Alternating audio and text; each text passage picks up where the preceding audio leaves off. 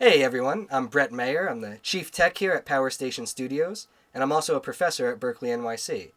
Today we're going to talk about Studio E and the basics of getting audio in Studio E Control Room and the ISO booth. Both of these rooms you'll be able to book through SCEDA.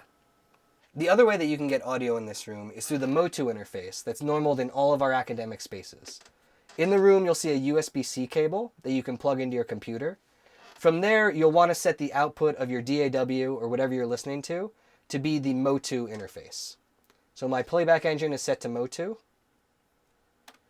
If I hit play, the last thing you'll need to do is in the Dadman software on the studio computer. Once again, if you just change the source to be Motu 1.2, you'll now have audio from the laptop. Like before, you can adjust the volume with the main volume knob of the console, or you can also use this fader right here. All right, so now we're going to talk about recording audio in Studio E Control Room to your laptop. There will be a microphone in Studio E Control Room, but if you want an additional microphone or to try out a different microphone, there are microphones available in the ER for checkout. The first thing you'll need to do is plug your microphone into the XLR panel in the back of the room. Step 2 is you'll have to make 2 patches on the audio patch bay. The first patch is from Control Room tie number 1 into the mic pre. So here we're using this Vintech Audio X73 mic pre, and we're patched from Control Room tie 1 into the mic input of X73 number 1. The second patch that you'll need to make is out of that mic pre into the Motu interface. So our patch here is the output of X73 number 1 into Motu interface number 1. If you're using a condenser mic, you'll need to turn on phantom power, and then you should set the gain on the mic pre to an appropriate level for recording.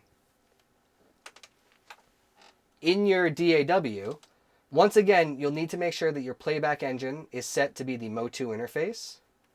And from there, if I make an audio track that is input 1 and the output is 1.2, when I go into record enable or input monitor, you'll then see signal from this microphone. From here, you're free to record to your laptop. The other thing that you'll want to make sure you do in this room is monitor on headphones instead of speakers while you're recording a microphone.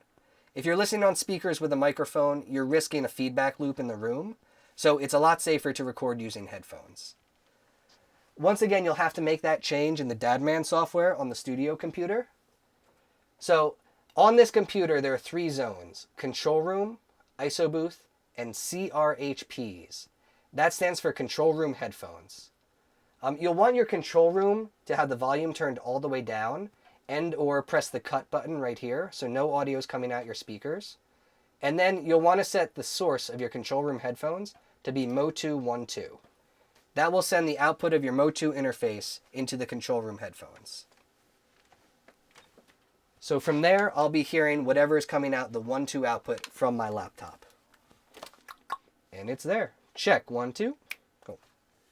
So if you wanted to record a vocalist that was in the ISO booth, which is down the hall, the one change that you would have to make on the patch bay is that your patch going into the mic pre needs to come from this patch point labeled ISO ties, as opposed to control room ties. So the control room ties are in the control room, and the ISO ties are in the ISO booth down the hall. Once you change that patch, so the microphone is actually coming from the ISO booth down the hall into the mic pre, then the mic pre into Motu 1, everything remains the same, except the source of the microphone is from the ISO booth down the hall. So to set the headphones for the ISO booth, it's the same process that you did in the control room and for the control room headphones, except you use this center tab labeled ISO booth in the software. You can select it to be Motu 1.2, which will send the 1.2 output from your Motu interface to their headphones. There is also the option to send Motu 7.8 to those headphones. The idea there is if you wanted to build a different mix for your vocalist, then you could send the 7.8 output to them, and they could have a different mix than what you're listening to in the control room. So to record an instrument in this room, such as a guitar, a bass, or a keyboard, you can actually plug directly into the front of these mic pre's. You take the 1/4-inch cable out of the guitar and plug it right into the instrument input of the Vintech Audio mic pre. From there, you'll need to make sure that your gain knob is in the mic section, not in the line section of gain. And then the last thing you'll need is the output patch from Vintech Audio into the Motu interface. So my patch here is the output of X73 number 1 into Motu 1. And from there, when you play the guitar, you'll see the signal pass into your interface. Hi, welcome to eISO booth. So for the start of the semester, this room will be available as a production booth for you to work in on its own. Later in a few weeks, you'll be able to book both eControl and eISO together, and you can use this space as a proper vocal booth with eControl. All right, so when you're using this room as a production booth, all of your audio is going to run through this Focusrite interface. First thing you'll want to do is plug your laptop in using the USB-C cable. So once you have your audio output set to be the Scarlett 2i2 interface, the speaker volume will be controlled with this large knob on the interface, and your headphone volume will be controlled with this small knob on the interface. So in this room, when it's set up as a production booth, there's a variety of keyboards and MIDI controllers, as well as a second screen for you to work off your laptop on. All of the MIDI controllers and keyboards will plug in via USB, and to record a microphone in this room, you'll take the microphone and plug it directly into the Scarlett 2i2 interface. And you'll just need to make sure your DAW is set to be looking for the Scarlett interface as your playback engine, and from there you'll be able to record.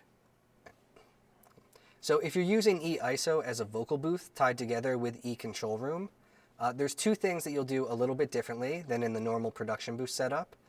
First off, the headphones will be run off of this Redco Q box right here. This is the feed that's actually controlled from eControl room. And then the second thing is your microphone, instead of plugging into the Scarlett interface, you'll need to plug the microphone into the Studio E XLR panel.